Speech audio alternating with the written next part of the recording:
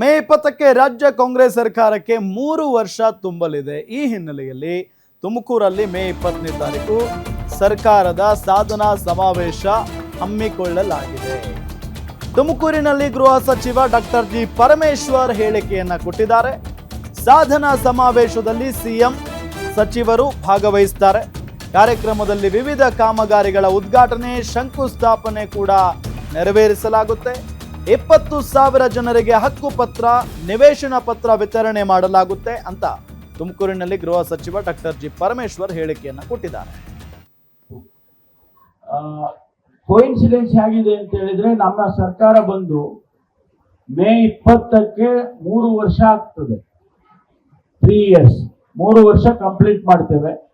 ಆ 3 ವರ್ಷದಲ್ಲಿ ನಮ್ಮ ಸರ್ಕಾರ ರಾಜ್ಯದ ಜನತೆಗೆ ಏನ್ ಮಾತು ಕೊಟ್ಟಿದ್ದೋ ಅದರ ಪ್ರಕಾರ ಏನೆಲ್ಲ ಸಾಧನೆಯನ್ನ ಮಾಡಿದ್ದೇವೆ ಅಂತ ಒಂದು ರೀತಿಯಲ್ಲಿ ಸಾಧನೆಯ ಸಮಾವೇಶ ಕೂಡ ಆಗುತ್ತೆ ಅಂತ ಹೇಳಿ ನಾನು ತಮ್ಮ ಮುಂದೆ ಹಂಚ್ಕೊಳ್ಳೋದಕ್ಕೆ ಬಯಸ್ತೀನಿ. ಆದ್ರಿಂದ it is going to be a very big event.